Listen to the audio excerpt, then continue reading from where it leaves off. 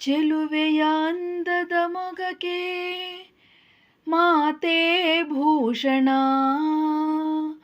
ನಲಿಯುವ ಬಾಳಿಗೆ ಎಂದು ಮಾತೆ ಕಾರಣ. ಚೆಲುವೆಯ ಅಂದದ ಮೊಗಕ್ಕೆ ಮಾತೆ ಭೂಷಣ. ಮಾತೆ ಮುತ್ತು, ಮಾತೆ ಮೃತ್ಯು. ಸ್ನೇಹಿತರೆ, ಹೆಣ್ಣು ಒಂದು ಶಕ್ತಿ, ಹೆಣ್ಣು ಒಂದು ಮಮತೆಯ ತಾಯಿ, ಹೆಣ್ಣು ಒಂದು ಒಲುಮೆಯ ಸಹೋದರಿ, ಹೆಣ್ಣು ಒಂದು ಪತಿಗೆ ಪ್ರೀತಿ ತೋರುವ ಪತ್ನಿ, ಹೆಣ್ಣು ಮನೆಯನ್ನಾಳುವ ಒಡತಿ, ಹೆಣ್ಣು ವಂಶೋದ್ಧಾರ ಮಾಡುವ ಜನನಿ, ಹೆಣ್ಣು ಚತುರತೆ ಇರುವ ಮಂತ್ರಿ, ಹೆಣ್ಣು ಸರ್ವರಿಗೂ ಕರುಣಾಮಯಿ, ಹೆಣ್ಣು ಮನೆಯ ಮಹಾಲಕ್ಷ್ಮಿ, ಹೆಣ್ಣು ಮನೆಯ ಸರಸ್ವತಿ, ಹೆಣ್ಣು ಮನೆಯ ಅನ್ನಪೂರ್ಣೇಶ್ವರಿ, ಎಲ್ಲ ರೂಪ ತೋರುವ ದೇವತೆ. ಆ ದೇವತೆಯ ಪ್ರತಿರೂಪವೇ ಹೆಣ್ಣು. ಹೆಣ್ಣು ಶಕ್ತಿ, ಹೆಣ್ಣು ಮಾಯೆ. ಹೆಣ್ಣು ಒಂದು ಸಂಸಾರವನ್ನು, ಒಂದು ವಂಶವನ್ನು ಉದ್ಧಾರ ಸಹ ಮಾಡಬಲ್ಲಳು, ಅಧೋಗತಿಗೂ ಸಹ ತರಬಲ್ಲಳು. ಹೆಣ್ಣನ್ನು ಹೂವಿಗೆ ಹೋಲಿಸ್ತಾರೆ, ಹೆಣ್ಣನ್ನು ಹಣ್ಣಿಗೆ ಹೋಲಿಸ್ತಾರೆ. ಯಾಕೆ ಅಂದರೆ ಅದು ಸೌಂದರ್ಯಕ್ಕೆ ಒಂದು ಪ್ರತೀಕವಾಗಿರುತ್ತೆ.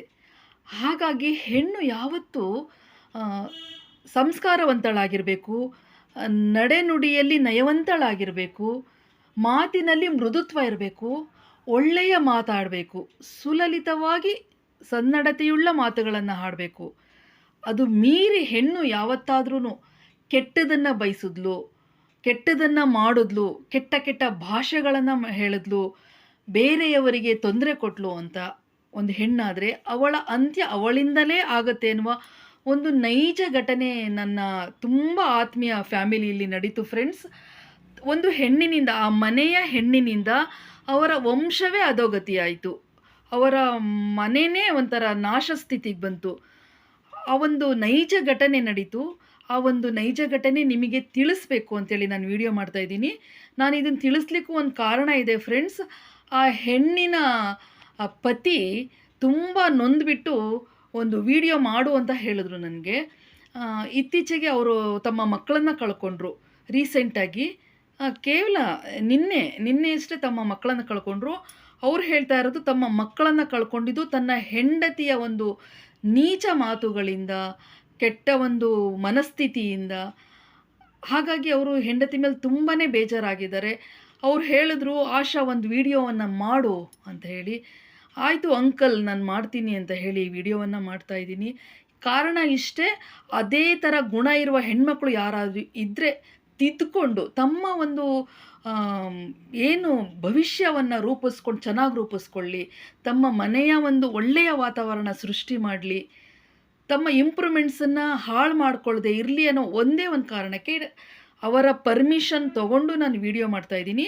ಆ ವಿಡಿಯೋ ಏನು, ಆ ಕತೆ ಏನು ಅಂತ ನಿಮಗೆ ಹೇಳಲಿಕ್ಕೂ ಮುಂಚೆ ನನ್ನ ಚಾನಲ್ನ ಯಾರು ಫಸ್ಟ್ ಟೈಮ್ ನೋಡ್ತಾ ಇದ್ದೀರಾ, ನನ್ನ ಒಂದು ವಿಡಿಯೋ ನೋಡಲಿಕ್ಕೆ ಯಾರು ಫಸ್ಟ್ ಟೈಮ್ ಬಂದಿದ್ದೀರಾ, ದಯವಿಟ್ಟು ಸಬ್ಸ್ಕ್ರೈಬ್ ಮಾಡ್ಕೊಂಡು ನೋಡಿ, ಲೈಕ್ ಮಾಡಿ, ಕಾಮೆಂಟ್ ಮಾಡಿ, ಶೇರ್ ಮಾಡಿ, ಸ್ಕಿಪ್ ಮಾಡಿದೆ ನೋಡಿ ಫ್ರೆಂಡ್ಸ್. ಇದೊಂದು ನೈಜ ಘಟನೆ ಫ್ರೆಂಡ್ಸ್. ಹೆಣ್ಣು ಸಂಸ್ಕೃತಿಯ ಸಾಕ್ಷಾತ್ಕಾರದ ಕಣ್ಣು.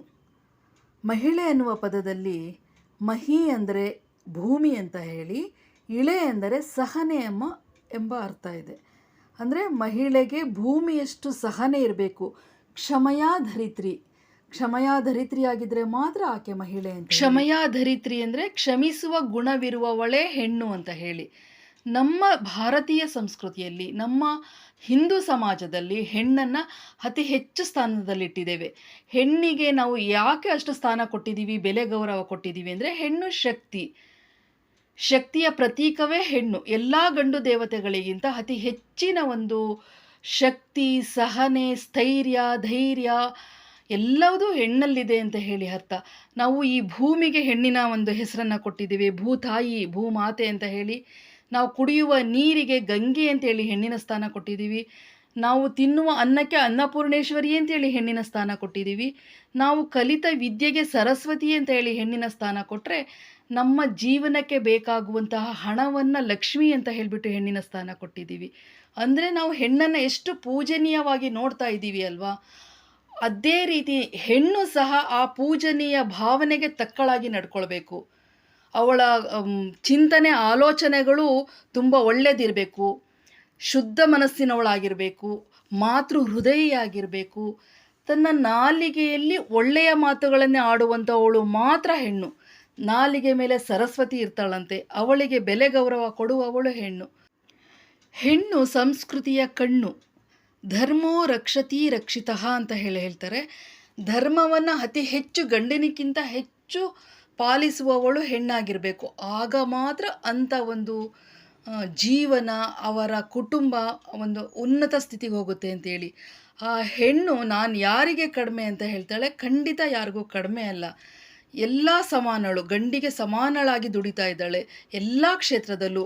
ಹಿಮಾಲಯ ಪರ್ವತ ಹತ್ತಿದ್ಲು, ಉಪಗ್ರಹ ಉಡಾವಣೆ ಮಾಡಿದ್ಲು, ವಿಮಾನ ನಡೆಸಿದ್ಲು, ರೈಲು ಓಡಿಸಿದ್ಲು, ಎಲ್ಲ ಸ್ಪೋರ್ಟ್ಸ್ಗಳಲ್ಲೂ ಸಹ ಹೆಣ್ಣು ಸಮಾನಳು. ಆದರೆ ಗಂಡಿಗೆ ಸಮಾನಳು ನಾನು ಅಂತ ಹೇಳಿ ಕೆಟ್ಟ ಕೆಟ್ಟ ಚಟಗಳನ್ನು ಮಾಡೋದ್ರಲ್ಲಿ ಗಂಡಿಗೆ ಸಮಾನಳಾಗಿರಬಾರ್ದು. ಗಂಡಸು ಕೆಟ್ಟ ಕೆಟ್ಟ ಪದಗಳನ್ನು ಉಪಯೋಗಿಸ್ತಾನೆ ಅಂತ ಹೇಳಿ ಅವನಿಗೆ ಸರಿಸಮನಾಗಿ ಹೆಣ್ಣು ಕೆಟ್ಟ ಕೆಟ್ಟ ಪದಗಳನ್ನು ಉಪಯೋಗಿಸ್ಬಾರ್ದು.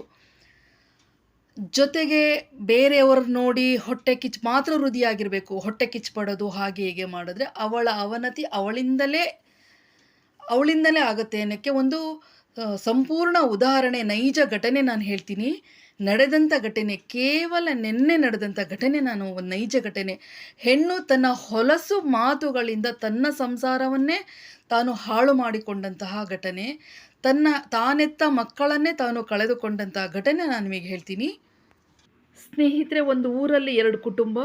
ಒಂದು ಸುಶಿಕ್ಷಿತ, ಸುಸಂಸ್ಕೃತ, ಒಂದು ಮಾನವೀಯತೆ ಇರುವಂಥ ಒಂದು ದಂಪತಿಗಳು. ಅವ್ರ ಮನೆ ಪಕ್ಕದಲ್ಲಿ ಒಂದು ಗಂಡ ಹೆಂಡತಿ 2 ಮಕ್ಕಳಿರುವಂತಹ ಒಂದು ಫ್ಯಾಮಿಲಿ, ಒಂದು ಆಂಟಿ ಅಂಕಲ್ ಫ್ಯಾಮಿಲಿ. ಈ ಸುಶಿಕ್ಷಿತ ಸುಸಂಸ್ಕೃತ ದಂಪತಿಗಳು ತಮ್ಮ ಪಾಡಿಗೆ ತಾವಿರ್ತಾರೆ. ಯಾವುದೇ ರೀತಿಯ ಘನತೆ ಗೌರವಕ್ಕೆ ಕುಂದು ಬರದೆ ಬಾಳ್ತಿರ್ತಾರೆ. ಆದರೆ ಆಂಟಿಯಲ್ಲಿ, ಫ್ಯಾಮಿಲಿನಲ್ಲಿ ಆಂಟಿ ಅಂಕಲ್ ತುಂಬ ಒಳ್ಳೆಯವರು. ಆಂಟಿ ತುಂಬ ಗಯ್ಯಾಳಿ, ಬರೀ ಕೆಟ್ಟ ಕೆಟ್ಟ ಭಾಷೆ ಮಾತಾಡುವಂಥ ಹೆಂಗಸು. ಪಕ್ಕದ ಮನೆಯಲ್ಲ ಮಕ್ಕಳಿಲ್ಲದ ದಂಪತಿಗಳಿಗೆ ಪ್ರತಿದಿನ ಮಕ್ಕಳಿಲ್ಲದವರು ಏನೇನೋ ಬಂಜೆ ಆ ಥರ ಎಲ್ಲ ಪದಗಳನ್ನು ಉಪಯೋಗಿಸಿ ಬೈತಾ ಇರ್ತಾಳೆ. ಕಾರಣ ಇಲ್ಲದೆ ಜಗಳ ತೆಗಿತಾ ಇರ್ತಾಳೆ. ಅವಳು ಏನಕ್ಕೆ ಜಗಳ ಮಾಡ್ತಿದ್ದಾಳೆ ಅಂತ ಈ ದಂಪತಿಗಳಿಗೆ ಗೊತ್ತಿರಲ್ಲ. ಈ ದಂಪತಿಗಳಿಗೆ ಬೈತಾಳೆ ಅಷ್ಟೇ, ತುಂಬ ನೊಂದ್ಕೊಳ್ತಾ ಇರ್ತಾರೆ. ತಿರುಗಿಸಿ ಅವಳಿಗೆ ಬೈತಾ ಇರಲ್ಲ. ಯಾಕೆಂದರೆ ನಮ್ಮ ಬಾಯಿ ನಾವು ಹೊಲಸು ಮಾಡ್ಕೊಳ್ಬಾರ್ದು ಅಂತೇಳಿ ಇವರ ಒಂದು ಸಂಸ್ಕೃತಿ. ಅವಳು ಬೆಳೆದಿರುವ ಸಂಸ್ಕೃತಿಯಲ್ಲಿ ಅವಳು ಬೈತಿರ್ತಾಳೆ, ಇವರು ಬೆಳೆದಿರುವ ಸಂಸ್ಕೃತಿಯಲ್ಲಿ ಇವರು ಸಹನೆಯಿಂದ ಇರ್ತಾರೆ. ದೇವರಿದ್ದಾನೆ ಮೇಲೊಬ್ಬ ನೋಡ್ತಾ ಇರ್ತಾನೆ ಅಷ್ಟೇ, ಅವ್ರು ನೊಂದ್ಕೊಳ್ತಾ ಇರ್ತಾರೆ. ಇವಳು ಬೈದಾಗೆಲ್ಲ ಕಣ್ಣೀರೇ ಅವರಿಗೆ ಒಂದು ದಿನಚರಿಯಾಗಿರುತ್ತೆ. ಆದರೆ ದೇವರಿಗೆ ಎಲ್ಲ ಕಾಣಿಸುತ್ತೆ ಅನ್ನೋದು ಸತ್ಯ. ದೇವರಿಗೆ ಒಂದು ಒಳ್ಳೆಯವರ ಮೊರೆ ಕೇಳಿಸುತ್ತೆ ಅನ್ನೋದು ಒಂದು ಸತ್ಯ.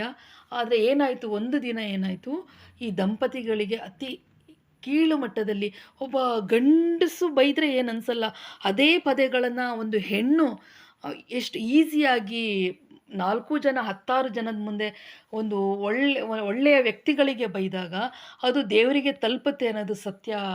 ಸ್ನೇಹಿತರೆ, ಹೇಗೆ ಅಂತ ಹೇಳಿ ಅಂದರೆ, ಈ ಆಂಟಿ ಏನಿದಾರಲ್ಲ, ಆಂಟಿಯ ದೊಡ್ಡ ಮಗನಿಗೆ ಒಂದು ನೌಕರಿ ಇರುತ್ತೆ, ಸರ್ಕಾರಿ ನೌಕರಿ. ಅದು ನನ್ನ ಮಗನಿಗೆ ಸರ್ಕಾರಿ ನೌಕರಿ ಇದೆ ಅನ್ನೋದೇ ಒಂದು ಅಹಂ ಇರುತ್ತೆ ಆಂಟಿಗೆ. ಅಹಂ ಒಂಥರ ಜಂಬ. ಅದೇನು ದೊಡ್ಡ ನೌಕರಿ ಅಲ್ಲ, ಅವ್ರ ಗಂಡನಿಗೂ ದೊಡ್ಡ ನೌಕರಿ ಅಲ್ಲ, ಚಿಕ್ಕದೆ. ಆದರೆ ಇದು ಇವರಿಗೆ ಅಹಂ ಆಗಿ ತೋರ್ತಾ ಇರುತ್ತೆ. ಆದರೆ ಈ ದಂಪತಿಗಳಿಗೆ ದೊಡ್ಡ ನೌಕರಿ ಇರುತ್ತೆ, ಆದರೆ ಇವರಿಗೆ ಅಹಂ ಇರಲ್ಲ, ಜಂಬ ಇರಲ್ಲ, ತಂಪಾಡಿಗೆ ತಾವಿರ್ತಾರೆ. ಆದರೆ ಒಂದು ದಿನ ಏನಾಯಿತು ಗೊತ್ತಾ ಫ್ರೆಂಡ್ಸ್? ಒಂದು ದಿನ ಅವರು ದೊಡ್ಡ ಮಗ ರಜಾ ಹಾಕಿಬಿಟ್ಟು ಊರಿಗೆ ಬಂದಿರ್ತಾನೆ. ಚಿಕ್ಕ ಮಗನಿಗೆ ಶಾಲೆ ಪರೀಕ್ಷೆ ಮುಗಿದ್ಬಿಟ್ಟು ರಜಾ ಇರುತ್ತೆ. ಬೇಸಿಗೆಯಲ್ಲಿ ಮಕ್ಕಳುಗಳು ಕೆರೆ ಹೊಳೆನಲ್ಲಿ ಈಜಾಡುವುದು ಸಹಜ. ಅದೇ ರೀತಿ ಆ ಚಿಕ್ಕ ಮಗ ಹೊಳೆನಲ್ಲಿ ಈಜಾಡುವಾಗ ಉಸುಕಿನಲ್ಲಿ ಸಿಕ್ಬಿಟ್ಟು ಅಡಿಲಿ ಹೋಗ್ಬಿಡ್ತಾನೆ. ಇದು ಅವರ ದೊಡ್ಡ ಮಗನಿಗೆ ವಿಷಯ ತಿಳಿದ್ಬಿಟ್ಟು ದೊಡ್ಡ ಮಗ ಬಂದು ತಮ್ಮನನ್ನು ರಕ್ಷಣೆ ಮಾಡಲಿಕ್ಕೆ ಹೋಗ್ತಾನೆ. ತಮ್ಮನ ಜೊತೆ ಅವನೂ ಸಹ ಉಸುಕಿನಲ್ಲಿ ಸಿಕ್ಬಿಟ್ಟು ಇಬ್ಬರೂ ಸಹ ಕೆಳಗಡೆ ಇಳಿದೋಗ್ಬಿಟ್ಟು ಆ ನೀರು ಅವರು ನೀರಲ್ಲೆಲ್ಲ ಆವರಿಸ್ಬಿಟ್ಟು ಅವರು ಪ್ರಾಣ ಹೋಗೇ ಬಿಡುತ್ತೆ. ಆ ಆಂಟಿಯ ಇಬ್ಬರೂ ಮಕ್ಕಳು ಒಂದೇ ದಿನ ಇಲ್ಲವಾಗ್ತಾರೆ. ಆಗ ಊರವ್ರಿಗೆಲ್ಲರಿಗೂ ಬೇಜಾರಾಗುತ್ತೆ. ಬಂದುಬಿಟ್ಟು ಆ ಬಾಡಿಗಳನ್ನು ತೆಗಿತಾರೆ.